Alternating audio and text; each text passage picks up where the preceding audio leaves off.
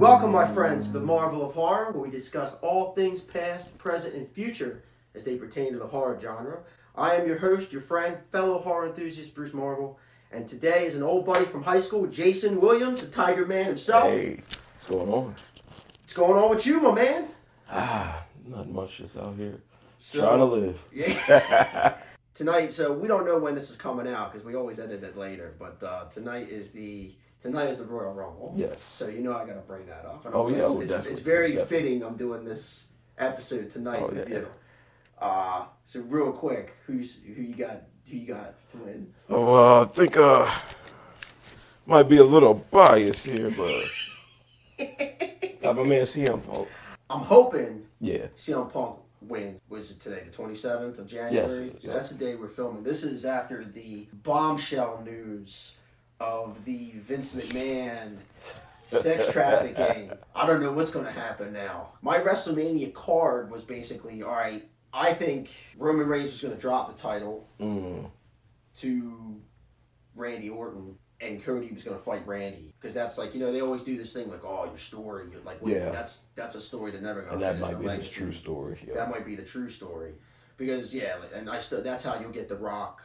Like, maybe The Rock will cost him the match or something. I thought we were going to get Punk and Seth, and I thought we were going to get Gunther and Lesnar. Yeah, I would love to see that. Now we don't know. Everything's up in the air. Everything's up in the air right now. You know what? Like, so I kind of got out of wrestling. I mean, I followed it, but now I'm kind of like, that's what intrigues me to get back. This is like the first time it's like, I don't know what's going to happen because it was getting like really predictable. Super predictable. Super predictable. And so like I'm like, all right, this is like a very crazy level of excitement right now as far as wrestling. Are you going to go watch WrestleMania in Philadelphia? It's a bit expensive. Yeah. And even the nosebleeds are like, it's crazy. And the seats at the Wells Fargo, they're super small. They are super small. And I don't know if I can sit in those seats for like 4 or 5 plus hours. I mean, well, a night, because it's gonna be a 2-night thing, right? Ooh, yeah. What do you think of that? I mean, I see why they're doing it because like WWE is so much bigger than like we remember. Yes. So like I understand why they have to do it. I'm not a big fan of it. You know what I mean? It's just like and that's only because talking the 2-night thing.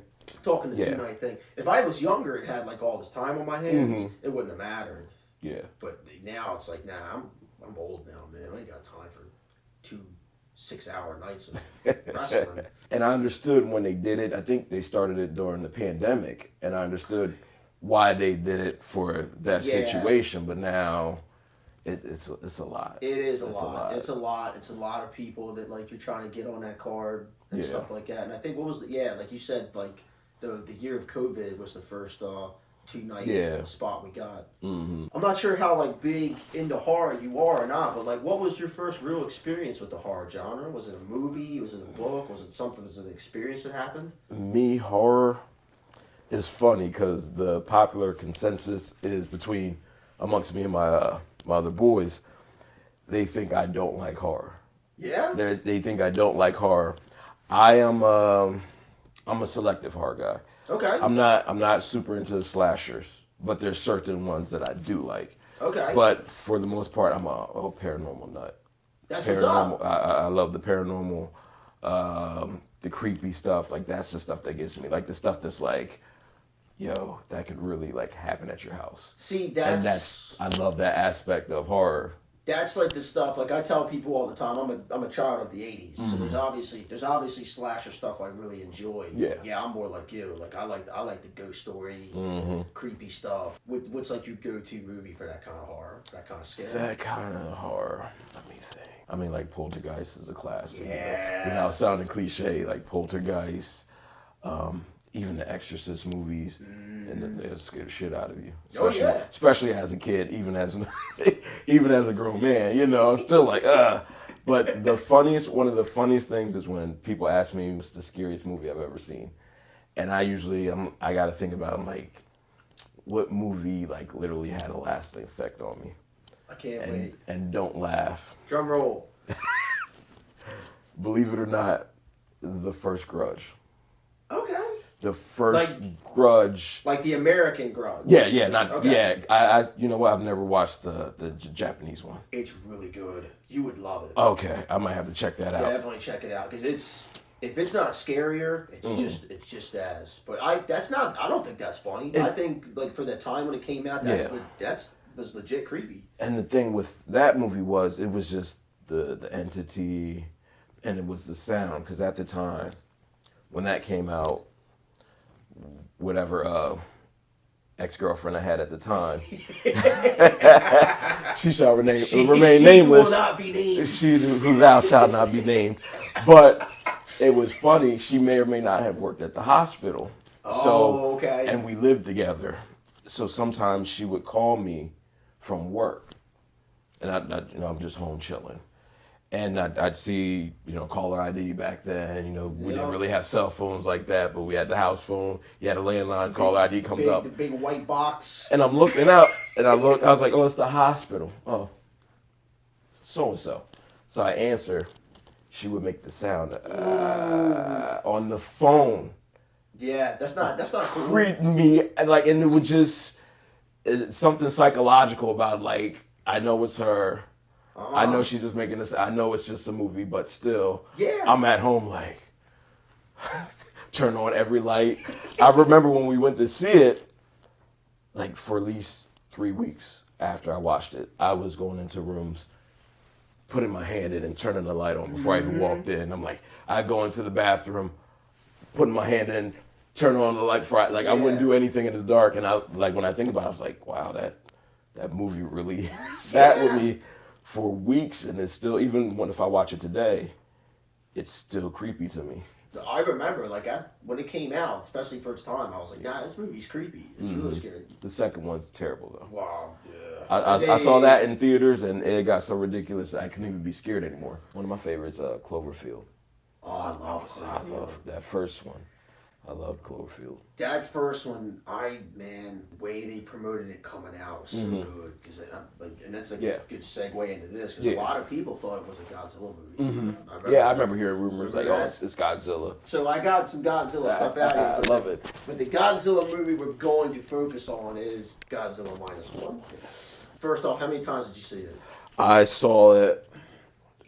It was at least 4 times in theaters. At least 4 times. Oh. Heavy spoilers coming your way. So I only got to see Godzilla Minus One time, unfortunately. But so I'm trying to find a theater where I can still catch the black and white one. Yeah. You know what I mean? But I don't know if I'm going to catch it in time. I think it's February 1st. It's out. Yeah. Right. It's I think it's running right now. I'll look at the schedule. I'll let you know what I see too. If it's somewhere I can get to. Yeah. I want to see that black and white cut. What'd you think? I mean, I kind of have an idea. If you see it 4 times, you kind of have an idea. But man, walk us through. What do you? Well, initially, when it was coming out, I was like, okay, Toho's got a Godzilla coming out, cool. I love all things Godzilla. Disclaimer. Right on. I love Godzilla. Probably was my first love as a kid, dinosaurs and Godzilla. Okay. And then my mom. then my mom. She's right under Godzilla. It's right there. But yeah. Godzilla, mom, love of country. Yeah, right. But I always loved Godzilla. But I've been big into the legendary, the MonsterVerse, and the legendary Godzilla. Oh man, dude! So we'll get into that stuff. Huge fan. So I've the other Toho's Godzilla kind of not falling to the wayside, but you got Legendary and the MonsterVerse getting all this attention. Being overshadowed. And then my boy's like, oh yeah, they're making another, Toho's coming out with a Godzilla this year. And I'm like, what? But I was like, Godzilla Kong 2 is next year. He's going to put one out right before. And so I thought it was going to be completely overshadowed. I was like, it's a little appetizer to get us to Kong and Godzilla 2. Like, all right, cool. I was not expecting what they created at all. I went in, me and my boy Jules, we went they did an early one night thing down at the IMAX down Riverfront. Okay. They did it in IMAX. So it was the first night. It was a day early from the actual release because Japan got their release I think in November. Yeah, I think I want to say you're right. And then ours was December, beginning of December. This was like a day or two before our official release, which I don't even get why movies say they release on a Friday when you're really releasing on a Thursday. Yeah. I mean, yeah, or when it's something, like especially Marvel movies, like, yeah, this Friday, you mean this Wednesday? Yeah. So we see it that first night, and we only went because it was an IMAX. I was like, yo, I gotta at least see it in IMAX one time, because everybody else was just showing it regular. And then his brother, who's also a huge Godzilla fan, all of us, he wanted to go that night, but he does a lot of, he's an actor and he directs and does a lot of movie stuff. He had a table reading that day that we were going into IMAX. So he's like, I'm not going to make it. I'll go the next night when its official release comes out. So me and Jules, we go to the IMAX premiere, and I'm sitting there. We're just like watching it just from beginning to end. And then like afterwards, I like turned to him and was like, man, I think this is my favorite Toho Godzilla movie. Yeah. Like I don't want to just speak out of it just happened, because you tend to blow things up right after they happen. But I was just like, no, that was incredible. Yeah, big Godzilla guy. Always have been since I was a kid too. Like I remember, I killed the VCR version I had of Godzilla vs. Megalon. Like that's that's great. Yeah, that's a great one. Gigan. So like I wore that tape out. Yeah. That and the first like Godzilla versus Mechagodzilla was like my two faves. But yeah, this one I put it up there with Gojira. Yeah. And it might even be a little bit better. I agree with that. So then the next night, right? So this was Wednesday night. So then Thursday night comes, and then his brother Brian's like, yo, I'm going to check it out tonight. And I was like, yo, I'm going to go again. So I went with one brother one night, and then the other brother the next night. So then after I watch it with Brian, movie's over, get done. I turned to him, I was like, I told your brother yesterday this might be my favorite Toho Godzilla. After watching this the second time, I think this is my favorite Godzilla movie, period. Period. It was incredible. Yeah, and for those who haven't seen it, might not see it, I encourage everyone to watch it, because like what they don't understand, like even, and why I'm bringing this specific movie up on like this horror podcast is because it's not a horror movie per se, but Godzilla is like a mass murderer in this movie. He's definitely evil. He's definitely like a monster. He is basically he's the Godzilla of old. He's the Godzilla of old. And there's some really so I went and seen it. I had off of work one day, and I went and saw it with my two brothers, who, I mean, they're Godzilla. They love Godzilla, but they're not like the diehard Godzilla fans like I was, or like I am. I mean. And again, they're more into like the legendary newer stuff, which is great stuff. Yeah. And when we sat down to watch it, like I knew the movie was going to be in Japanese. Another thing, movies in Japanese. A lot of people out there, they're not going to go read a movie for 2.5 hours, which we're going to get into. Like this movie did so well financially. Yeah. Because it's so good. A lot of people were going to go watch it and read it for 2.5 hours.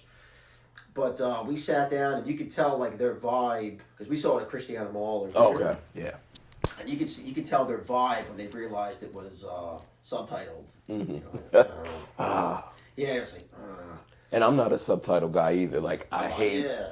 I just want to be able to look and not have to read anything. Yeah. But without even interrupting you, I would never even want to see this in the English dub. No. I would not want to see it in the English dub. Neither. I need it. I think it takes away, because this movie's so like Japan culture focused. It would take away from that. I mean, I'm sure we'll get one. Yeah. At least, you know what I mean? I almost kind of hope we get one, just because, again, everyone should see this movie because it's just such a brilliant film. But then you could tell real quick that didn't even matter. Yeah.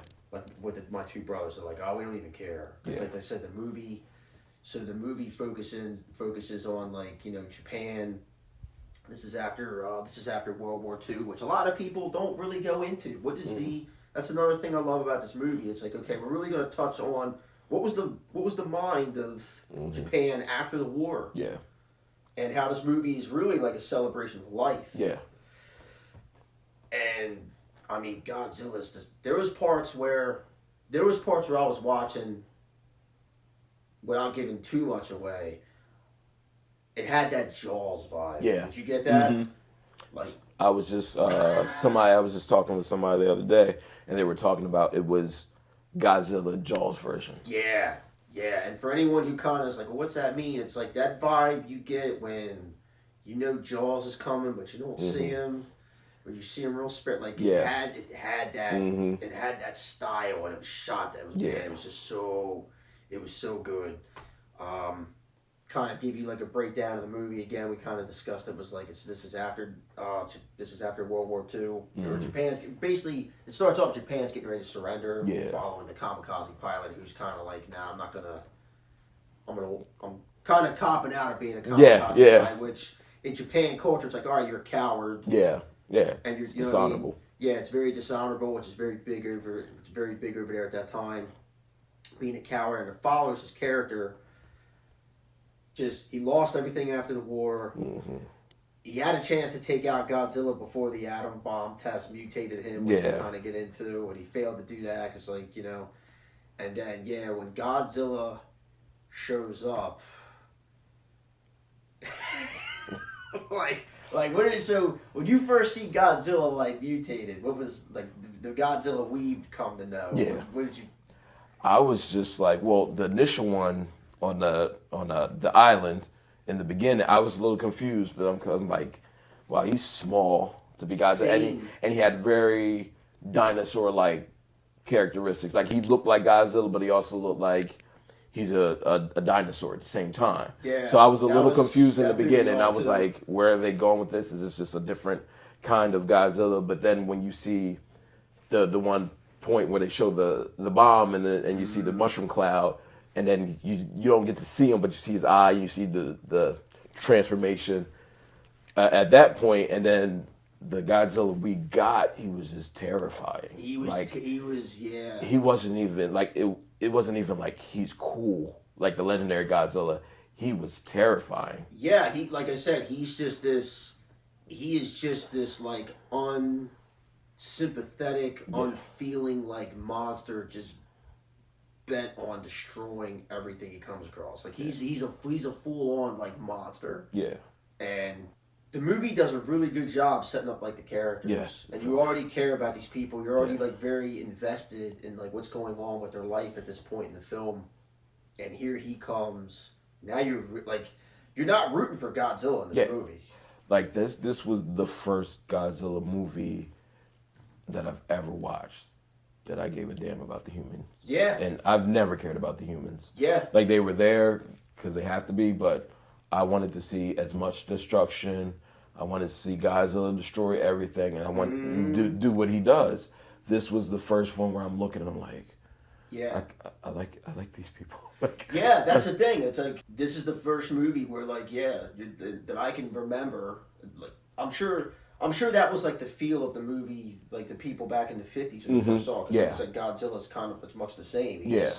He's just gonna go and like mass murder like the coast of Japan. Man, Godzilla's a fucking asshole. Yeah, right. I hope they find a way to beat it. Yeah, like stop him, please. Like I hope he goes back out the ocean, just go somewhere else. Because it was just, you got emotionally invested. Exactly. And they did like the job that they did setting up from the very beginning of the movie. Yes. To the next phase, like what happens on the island happens, but you're even trying to figure out like what's going on, like is he a kamikaze pilot? And then just as you're reading and watching, you figure out, he didn't do his mission. And then what I really liked about it was nothing was wasted in this movie. Everything was connected to something else.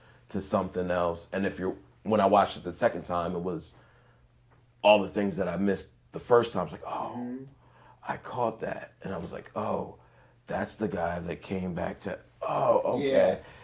This movie does a very, very good job of like I feel like modern movies, they have to over-explain it to you because they think you're going to forget. Or like, this movie just does a good job of letting things kind of fall into place, and you just... And I love movies like that. Exactly. Like, they're not treating you like you're not paying attention. Yeah. You know what I mean? Like, I feel like movies do that now. Because they're like, oh, we got to remind you, so-and-so is. Yeah. Exactly. We got to over-explain this plot because you're probably on your phone or something and you're not paying attention. This movie's just like, here's the story. Everything's just gradually moving at a pace, and you just fill in the blanks while you watch it. They're not treating you like you're a dumbass not paying attention. Yeah. And like you said, not everything means something. And again, like the message of this movie, like when we get like the history of Japan, like or World War II or whatever, it's kind of just like, all right, they were in line with the Nazis, they bombed Pearl Harbor, they were tough to fight, but then we dropped the bomb, we beat them, that was it. Yeah. And they were horrible people. Yeah. You know what I mean? They bombed Pearl Harbor, what they did when they occupied China. But you don't hear, like, the after effects. Yeah. And this movie does, like, a really good job of, I think, like, hey, man, that's kind of showing you, we didn't want to be kamikaze. Yeah. You know what I mean? Like, we're tired of celebrating death. We want to celebrate life, which is like the message of the movie, which I thought was an awesome message. And, like, again, heavy spoilers. I knew he was showing them the ejector seat. I did figure that out. I knew it. I figured that one out because once they were in that one, when they called the meeting of all like the civilians or ex-military, and they were talking, it was like, we're doing this, and we don't even have proper, there's no food.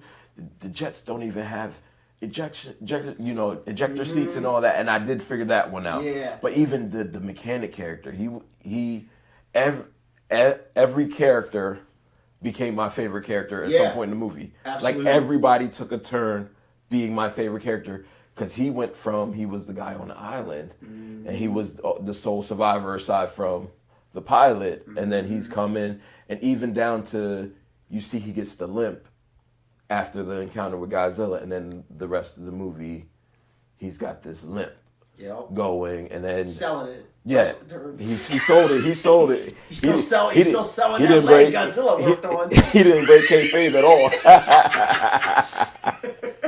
But it was just like great.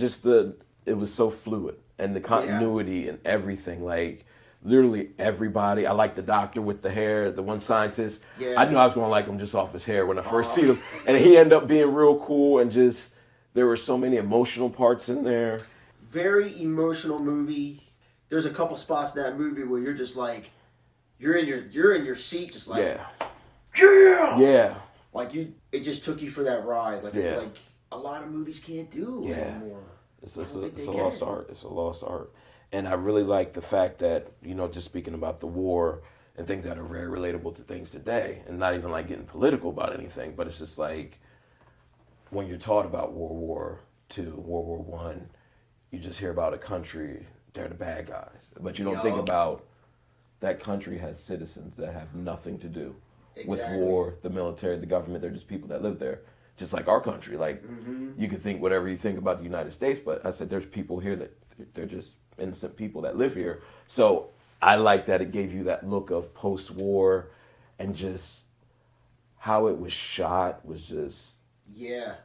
Like, when he first came back to his town, and just the way everything looked, and it was just so depressing and beat down, and just you felt that heaviness of what they were going through, and just how the music, I can't say enough about the music. The music was incredible. The score was just perfect. That's one thing that's so missing from movies today. There's like the days of these epic music scores that just go along with the film so perfectly and stuff. I feel like that's another lost art form. It's like anymore watching a movie, it's just like some modern like music that they're trying to like. And then the other stuff, it's like, all right, man, well, who's the guy who does the Christopher Nolan movies? Yeah, get him. Yeah. Throw him in. Because I got a boy, my boy Brian. Sometimes he rides around just listening to movie music scores. Yeah, my friend Justin does the same thing. He's real big into it. And, you know, him doing directing and doing what he does, he's big into movie scores. And me too. Like, it's just, sometimes the music just gives you that extra whatever, if you didn't have that score in there, would be missing in that movie. My sister-in-law comes over, like, every other week. Mm-hmm. And she always picks, like, because she has not seen, like, any movies. Oh, wow. So it's like, it's cool watching her watch these. Like, these are movies I've seen, like, I don't know how many times. And, like, it's cool watching her watch these movies for the first time. And this past Christmas, she had never seen Die Hard. Oh, wow. So we watched Die Hard. And I'm watching Die Hard, and I'm like, man, you don't realize how important the score is in this movie. Just like how, like, you know, there's one part where it really sank in for me. There's one part where my man throws like a smoke bomb, and the way it's rolling, you hear the like the little thing on the piano. It's like, yo, everything is just they got something musical for everything that's going on, and it's just like you said, fluid through the whole thing. I felt like this movie was the same. Very powerful music when it had to be at times. Yeah. Very like. And then when you get Godzilla's theme man. and his march music, and it hits because it fits. Like anytime you hear it, you hear the dun, dun, and it just goes in, and you're just like just, which I'm gonna use JR's term. It's like, you know, business is about to pick up. Right. You hear that, and then someone did a thing. They were talking about it. Like, I guess the way they did his roar for this movie, I think they took the old audio, like the old roar he had, and just put it through something else. Yeah. I'm trying to think of like what they put it through, but they basically like recorded it and re-recorded it going through like another like big speaker. Yeah. Just to make it sound that, but it's literally the old roar they just redid, and it sounds fucking scary. Yeah. I loved it. Like, it was different, but still familiar at the same time. Yeah. And that's what I really love about this movie. It was new, but still familiar. I'm gonna use the last Ghostbusters movie as an example too. It's like, you can tell something new while paying homage to the old and please everybody. Yeah. It's I feel like they make things harder than they really have to be. A lot of times. Yeah. They either want to completely revamp everything to where it's almost something completely different, not related to the franchise or whatever, or they spend so much time trying to keep it true to whatever it was before that. It's like, well, this is more the same. Exactly. Give me something new. Well, how about the fact that this is another reason why I love this movie, and we were kind of talking about this before the camera. We'll get into it. It's like a segue kind of into this. How about the fact that this movie, what it cost, $15 million to make? 15 mil. This movie cost $15 million to make, and I feel like it's better than any.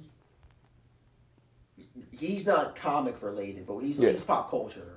It's better than any real pop culture franchise thing they put out in the last like 2 to 3 years. Yeah. Definitely. I agree. I 100% agree. Yeah. Like, and were there parts in the movie where the CGI may have not been the cleanest? Yeah.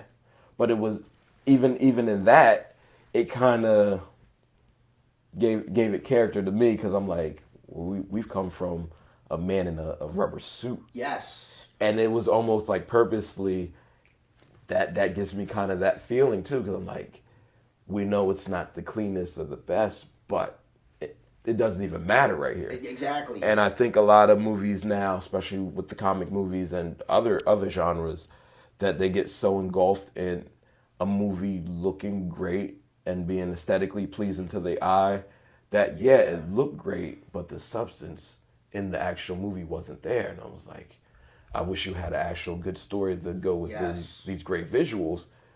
Why even do you one better? And I didn't hate this movie, because, like I said, we're gonna get into like the comic book stuff. And I didn't hate the third Ant-Man. I liked it actually. Yeah. But there was times where, like you said, the Godzilla Minus One, Well, the CGI is kind of, but it's so easy to overlook it. Yeah. The movie was so good. Mm-hmm. But it looked just as good, if not better, than some of that stuff I saw on Ant-Man. Yeah. I know Ant-Man didn't cost me $15 million. million. Right. You guys are like triple, like 200,000, whatever. How much they end up spending to make it, and it was just, and he was terrifying looking. Yeah. One of the scenes, well, to me, the most terrifying Godzilla visual to me ever was towards the end, where that last time he was about to use his atomic breath, and he was like full after they brought him back up, and he was, he didn't die, and he eyes were wide. He was right before my man gets to him. Mm-hmm. That still scene right there is crazy. Like, that's an insane visual. Just imagine putting yourself, if this were really happening and you were a person and you're watching that. And even during that scene where everybody kind of threw in the towel. Yeah. Before he flies into Godzilla, everybody kind of made peace with, we're going to die. Because you see everybody, it's slow-mo. So I'm getting chills just talking about it now. Yeah. They go slow-mo. Some of the guys start taking off their hats. We fired all the bullets we had. And they said it didn't work. And we're just subsiding and we're accepting our fate. And then even that emotional part of that movie was just everybody kind of, because I like the one military, the guy that had the meeting to tell, hey, we have a plan and all that. I wish I could remember all these people's names, because like that guy, and I don't want to butcher their names and all that. But when that's kind of why I'm not even like, I have them written down. But I still don't even want to say them, because I'm just gonna sound like a total jerk. Like. But it was just like, even him in the movie, and then the doctor, and they just made peace at that moment with, we're all gonna die. Yeah, we can't stop them. And it was the perfect setup, because like I said, you're getting it, and you're like. But then my man comes in, and it's like... And it goes completely silent, too. At that point, it goes silent. You don't hear anything. The music stops. Everything stops until you hear his plane coming. And, like, just I get chills to think about just those little nuances and those little fine details. Yeah. Like I said, the details, this movie really pays attention to the details. They're all in there. Like you said, everything, the timing of what... Like, everything was... Every part of this movie was just thought out. Yeah. And like I said, it looked incredible. To me, I keep seeing, like, that was definitely hard. Like, the whole movie, he's scary. Mm-hmm. The scariest part I keep seeing is, like, when he comes up and he's following that boat, and you just see, like, the half of his face, his eyes, and like I said, he just looks so fucking mean. Yeah. And then there's, like I said, the acting. Yeah. These people on a boat, like, I'm getting goosebumps thinking about it. Yeah, see?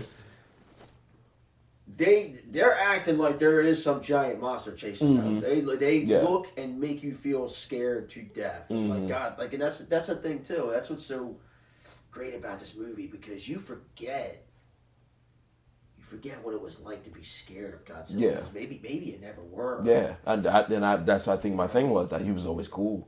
Yeah. I love Godzilla. He's cool. I can't wait until he gets on the screen.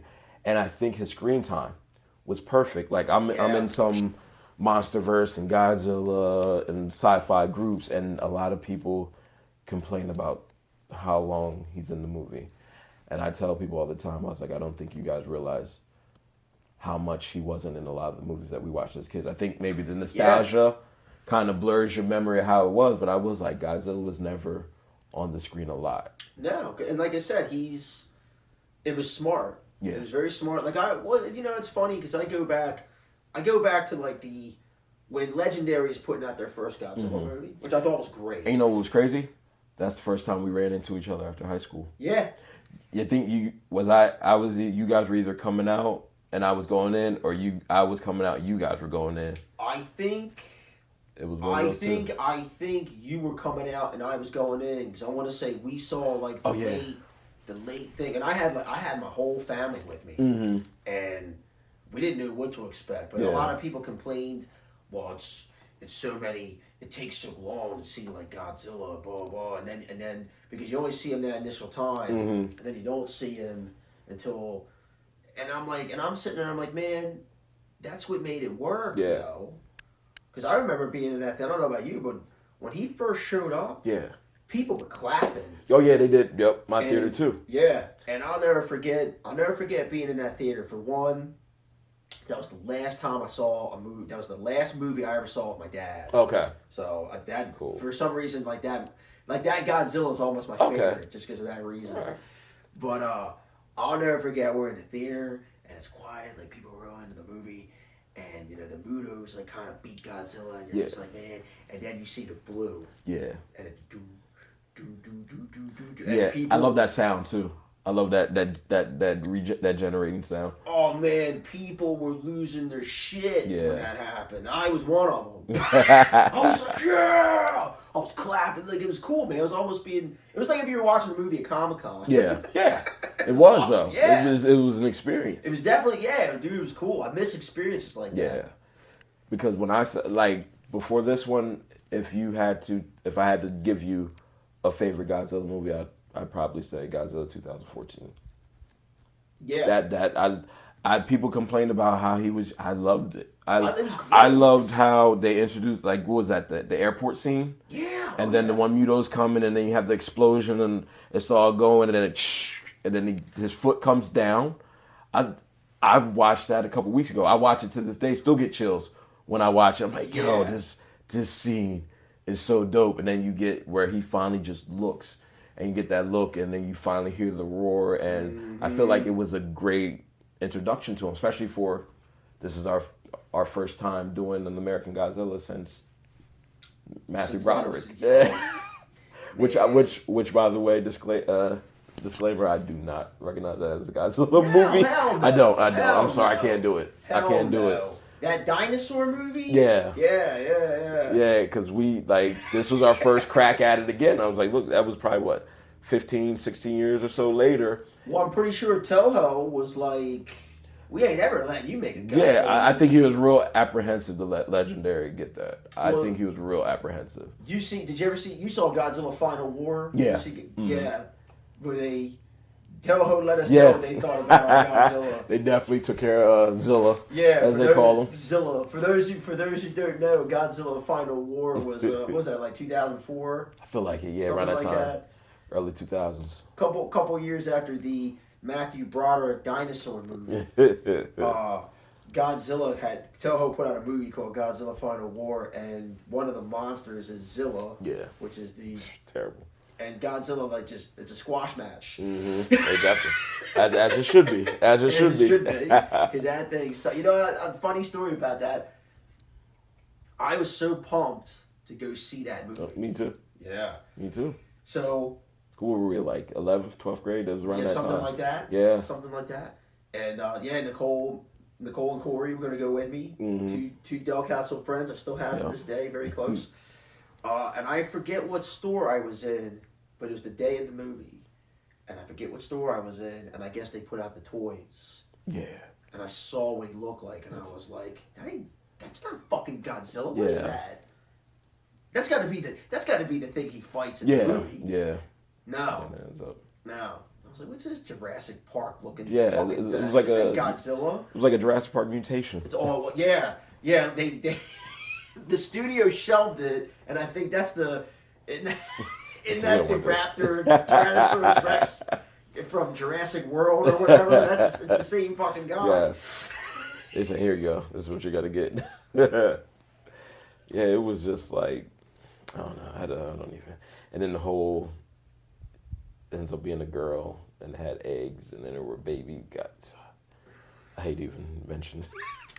Going to the legendary films, I like how they changed him up in the second one. Yeah. They did, like some slight, like they made, like I feel like the way he moved in the first one, he moved like the old Godzilla, like real stiff. Yeah. I like how they did more with the legs. Yeah. To make him more like move Agile. around, Yeah. more agile. And that was funny too. Like going to those real quick, it was like, the first one, there's too much of the people story and not enough Godzilla. When the second one came out, there's too much of the monsters. Yeah. They gotta put more people stuff. Yeah, right. It was break it up. I'm like, you hear yourself? I was like, nobody's gonna be satisfied. Yeah, and then even the 2014, I liked how on a lot of the scenes You got the paratroopers. They're falling down. Stuff's happening in the street, but the fight is happening above, and now the monster action is the background.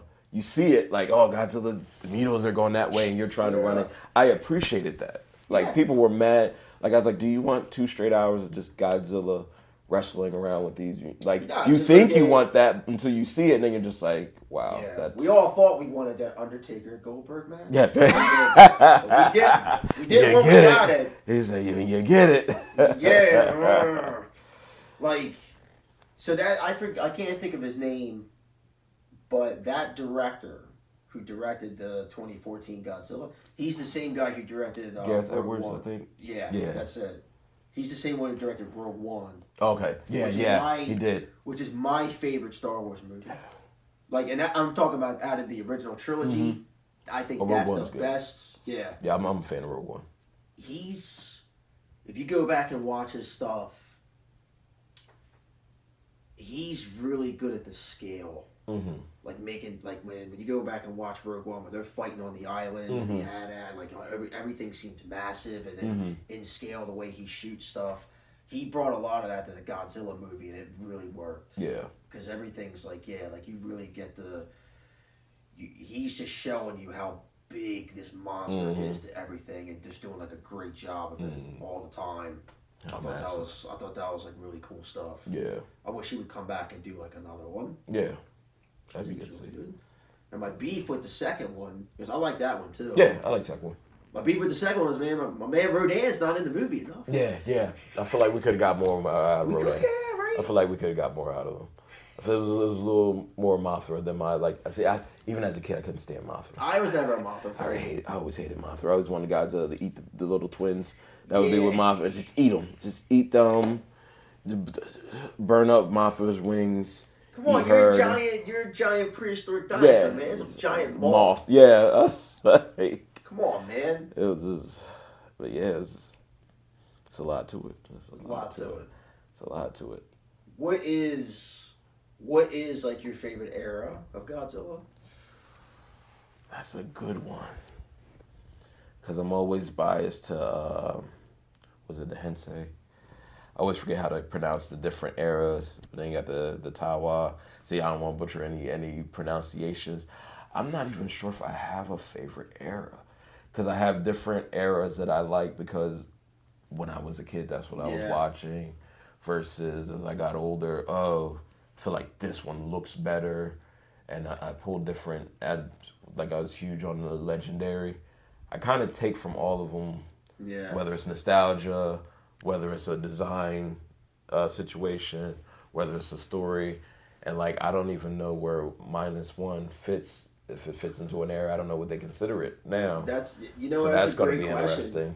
That's a great question because, like I said, I don't know where it's like its own standalone movie. Yeah. Even though it's definitely in there with like Gojira and like Godzilla Raids Again. Mm-hmm. Like it's in that, to me, it's like in that era or whatever. But like I said, it's just such its own like entity, and like I said, it's just like I said, you can watch Godzilla Minus One. Yeah. And that's it. Yeah. And they need nothing else. Yep. Yeah. And side note, when they just like the end of last year, when they did that limited run of Godzilla 2000 in the theaters locally, that was my first time watching that one. I'd never seen that one before. Really? Which was cool. And the one that they showed in theaters here, I was told was the actual Japanese cut of it? Yeah, because they said the American cut, they added more jokes, they took out some things, and the American cut's supposedly not the better of the two. But the one that they were showing in the theaters was the actual Japanese cut with subtitles in. That's a shame because I remember. So I saw the Matthew Broderick monster movie, dinosaur movie, left such a bad taste in my mouth. I remember when Godzilla 2000 came out, and I went and saw it at Movies 10. I took my mom to see it because my mom was who got me into Godzilla. Okay. My mom was a big Godzilla fan, but I think she secretly liked Kong better than Godzilla. Yeah. Which is like that's like I like Kong to a point, but he's definitely not. To a point. Yeah, I was happy when Godzilla kicked his ass in that last Did movie. he ever? Yes, Did he ever? Man. And people are still in groups arguing how Kong really won, and I was like, how and where and which fight? Dude, okay. Spoiler alert: if you haven't seen Godzilla vs Kong, and for all you haters out there who think Kong won, yo, you don't remember the part in the movie where they had to use the ship? Yeah. To pump his heart because he was dead. Godzilla killed that him. motherfucker. It was it. He was done. He was down for the count. Kong beat Mecha Godzilla with help. Godzilla straight up killed Kong. Well, come on now. And even that scene, people are like, well, Mecha Godzilla was going to kill Godzilla. People don't remember, and I think the director actually came out recently and had to clarify. He says at that point in the movie, Godzilla's at 50% of his power because he just got done fighting Kong multiple times. Yeah. And he blasted through the atomic the earth, yeah. to the hollow earth. Like, do you think that didn't take energy out of him? And he clarified. I guess so many people are arguing over it, and like, oh yeah, well he was at 50%, which is another reason why he needed help beating Mechagodzilla. But I was like, people act like Kong was getting ready to beat Mechagodzilla by himself. I was like, no, he has to get the axe, and then he's still about to get killed until Godzilla blows the power into the axe. So I was like, what? Yeah, what are you talking about? Like I said, man, Kong, no way. Kong got his ass beat. Yeah. Right? Every time. Nobody. I'm sorry. Did you not see the part where Kong's pulling a lethal weapon and using the building to put the shoulder back? Right. He's like, I'll pop this back in this. It's like, I mean, truth hurts. Truth hurts. Yeah. No, okay. Yeah. Okay. And Shawn Michaels is a better champion than Bret Hart. Right. We'll live in that theory land too. Get out of here, man. Oh boy. Jason, my man, I want to thank you for coming by. I appreciate it. Can't wait to have you back. Thank you for having me. Yeah, I definitely want to come back.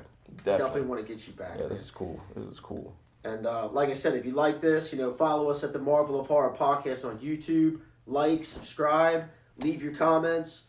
Drop some comments about some movies you want to see discussed on the show. And if you're local to Delaware, come on to the show. We'd love to have you and see what you think about horror in its present state and the past. And obviously we get off topic, so come rap with us. And we'll see you next time. Thanks.